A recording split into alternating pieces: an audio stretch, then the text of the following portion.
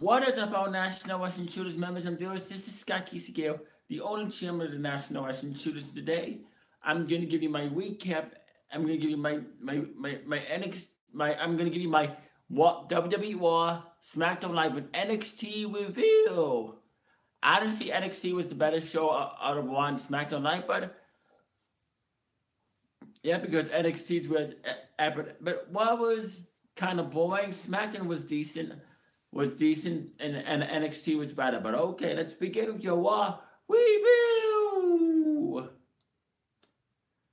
The commentators for WWE Raw were Michael Cole, Jonathan Coachman, and Corey Graves. Okay, here's your Raw review. And here's your Raw review, folks. Okay. WWE Raw results.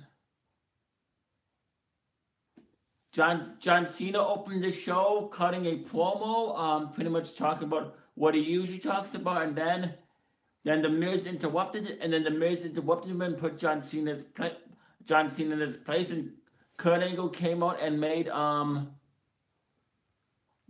John Cena versus the Miz. So John Cena defeated the Miz. This was a match to determine who will enter first in the Elimination Chamber match. Bo Dallas and Curtis Axel were eliminated from ringside. Cena pinned Miz with an attitude adjustment, went up the second rope. It was a really good match, but in my opinion, the Miz should have won. And then the Revival defeated Luke Gallows and Carl Anderson. Dawson and Wilder jumped Gallows and Anderson before the match. Dawson pinned Anderson with a shatter machine. Yeah, it was alright. Could have been better though. Then Kurt Angle announced that Ronda Rousey will sign her Monday Night Raw contract at Elimination Chamber, that Jason Jordan had neck surgery and will miss WrestleMania. Seth Rollins confronted Kurt about wanting to go to WrestleMania and was added to the fatal four-way for the final spot in the Elimination Chamber. Interesting segment. I thought this was an interesting segment. I like how Kurt Angle told the fans that they should be ashamed of themselves because they were cheering for the fact that Jason Jordan will miss WrestleMania. Now, I don't like Jason Jordan's character. I think his gimmick sucks. I think they should give him a new gimmick and revamp him. But I thought it was disrespectful of the fans to cheer that Jason Jordan will miss WrestleMania, because to me that's not why nobody should wish injury and nobody. So yeah, I'm glad Kurt Angle told the fans off.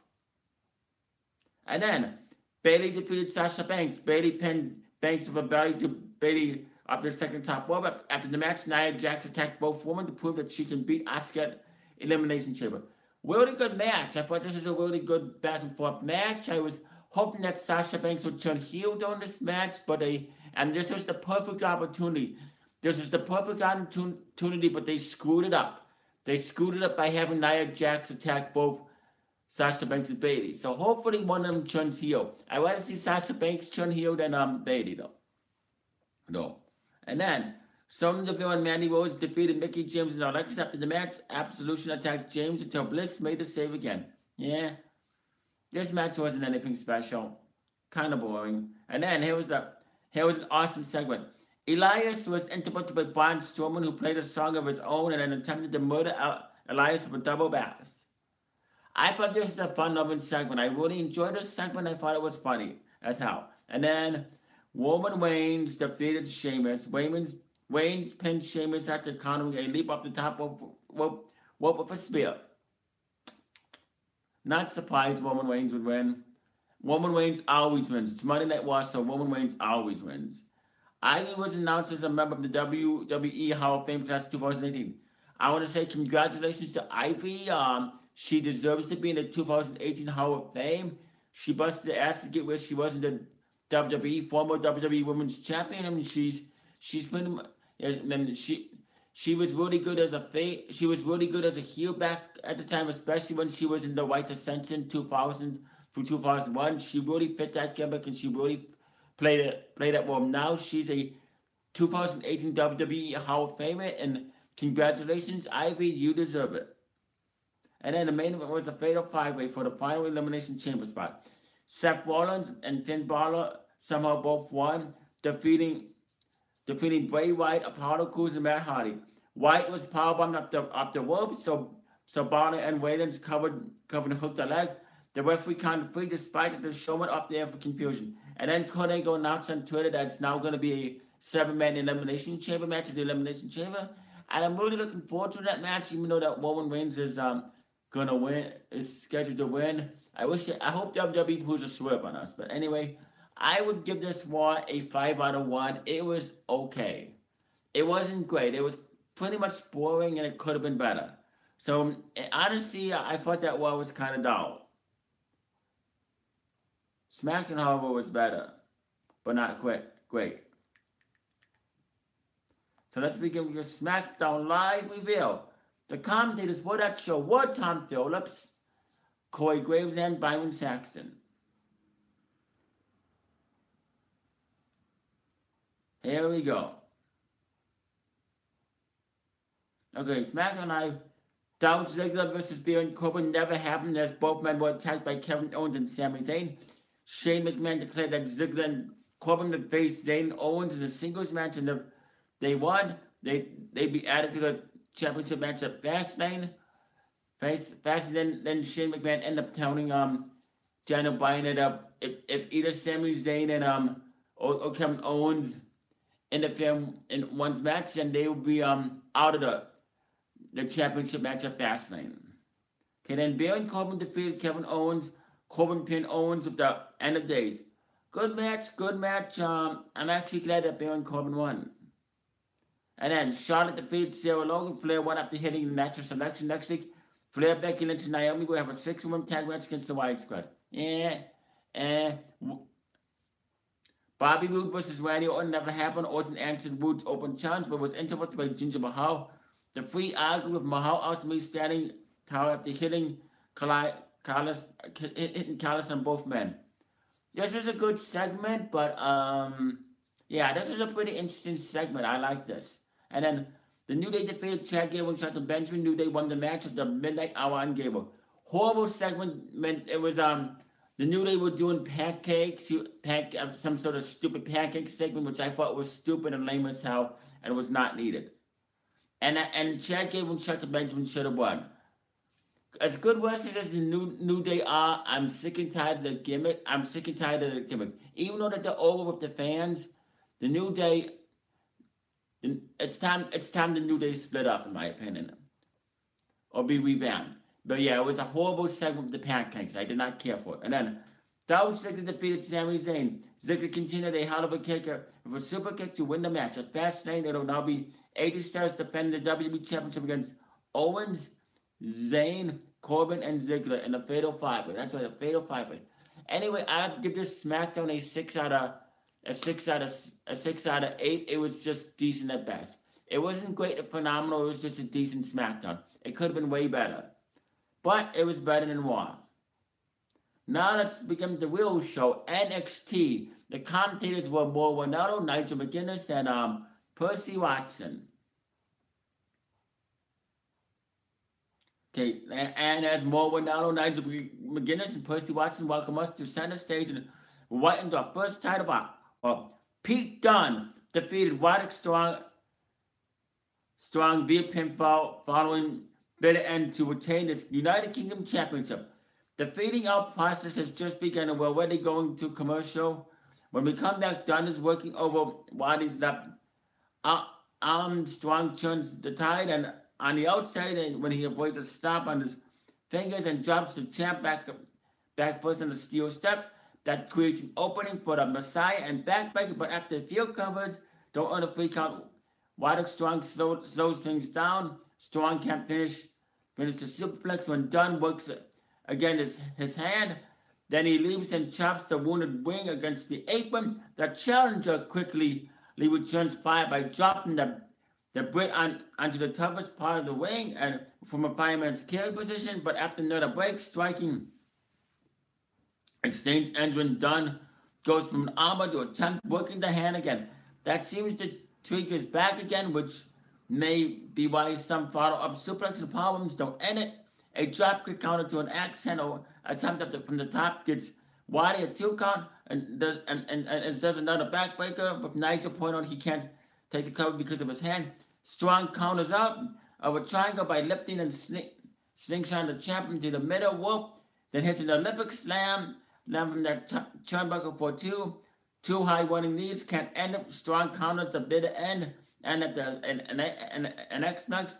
Then hits another high knee and a Gibson driver for the 2. He goes for stronger, but Dunn pops his fingers. From there, the champ is finally able to hit his finisher. Great match. Great way to open up NXT. See, this is why NXT is better than Raw and SmackDown. See, the reason why SmackDown Live is sucking now is because Bulldog Jesse James is a horrible writer. That's why that's why SmackDown Live needs to bring back Ryan Ward, which I'll talk to you more at the end of the video. But yeah, NXT is where it's at. And then Gargano's Almost Boys confirmed for next week, and we get a recap of the scene from last week, which said to Johnny putting his NXT career on the line for the title shot.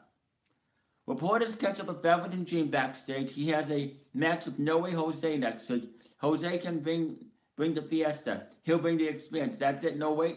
Dream also says title bait with all high feet nothing of him. Thinks he can hang with him and challenges him to beat him in the ring. Interesting. Velveteen Dream. Good wrestler. Really good wrestler. Weird gimmick, but really good wrestler. And then a suit-wearing Aleister Black enters the ring. He says his partner has always led one way to a sensation and experience and pushed his limit to face any other. Now there's a devil on his back. Driving him, the devil is the NXT Championship. It is driving him to possesses. Black is cut up there by Killian Dane. Moore reminds us that they were both in the Fatal 4-Way. Gargano won for the title shot, and as Fury as the beast of the Belfast and comes down the well. Steered on them, then Dillon says the devil isn't on Aleister Black. He is. And he won't stop until he has the NXT title. If Black has a problem with that, his path will be ended by chaos. He makes two leave, but Aleister stops him. Killian costs him, so now he has to fade to Black. More startling once Sandy's monster reaches the top of the stage as we head through a commercial. I want to see this. I want to see Aleister Black versus... I want to see this. I want to see Aleister Black versus Killian Dane. With the winner getting a shot at CN's NXT champions, and Andre Cien almost his NXT championship. I would like to see, honestly, I think I want to see Aleister Black, or I want to see either Killian Dane or Aleister Black take the NXT championship off of Cien. But I like Andre Cien almost. I've always liked Andre Cien almost. He's a good NXT champion. He's a good heel character. Very interesting. But yeah. In my opinion, yes, I would like to see Aleister Black become the next NXT champion if that ever happens. Which I know will. Because NXT gives the fans what they want. Triple H knows how to run a wrestling company. And then, Team 61 defeated John Skyler and Andrew Duckworth via pinfall following Fundavelli on Skyler. Quick tags dominate Skyler in the early going, and Shane Form takes out Duckworth. But then a kick to the surgery repair caused him to need the hot tag team from Nick Miller. He cleans house, and it's quick for a quick splash from the Mighty. Solid tag team match. Solid tag team match. Yeah, NXT really knows how to use a tag team, but this was a solid tag team match. And then the announcers offer a quick recap of the women's title program as the challenger enters. Then, main event, Shayna Baszler defeated Ember Moon via disqualification. Moon retains the title, and Angry Champ comes out firing, but Baszler tries to get a submission on Moon's injured left arm. At every opportunity, Ember wears the challenger down and heads up for an early eclipse attempt, but Shayna rolls out. Moon dives head first at Baszler and nails her at the desk. But immediately starts screaming and holding a bad arm. Shayna rolls her back in and goes to work. Ember almost rolls her up wiring an arm but again. But Baszler let's go to the kick out of this time back. right back to the hold, but Moon gets a foot on the ropes and Shayna breaks another rope, gets two, then the Queen of Spades. Spades throws the champ shoulder first into the ring post, Baszler wraps the arm in the barricade and tries to whip it off. The referee breaks the hold, but Shayna tries to drag Amber to the steps for more offense. When Kairi Sane appears, she launches up the steps for a form, then chases Baszler into the ring and eventually spears her, sending her packing. Shayna sees from the stage and while Shayna helps move, the announcers wonder how badly of the champ is. Really good main event. Even though there was a disqualification, it was a good main event. See, this is why, like I said, NXT can make a match that you think is going to be boring. See, NXT can make a match which you think is going to be boring and turn it into gold. And that's what NXT does. Even though the build may not look good, but the match ends up turning into gold. Because NXT knows how to turn wrestling into gold. And I would give this NXT a 9 out of 10. A 9 out of 10. Really, really great NXT. 4.5, 5 stars, 2 thumbs up. I really, really enjoyed it. NXT beat one Smackdown Live this weekend. NXT is the winner. NXT has been kicking one Smackdown Live's ass for the past couple weeks. Even though that one was good 2 weeks ago and SmackDown Live was good, NXT definitely won this week. NXT knows how to build their wrestlers. They know how to put on a show. In my opinion, this is why Vince McMahon needs to retire and Triple H needs to take over WWE and run both shows. Because he will definitely give the fans what they want. But yeah, NXT won again this week, and I'm definitely going to be watching next week's NXT, and I'll be back here tomorrow to do an Impact Wrestling review. But anyway, you know who to subscribe to. You stay classy, live long and prosper, and peace out.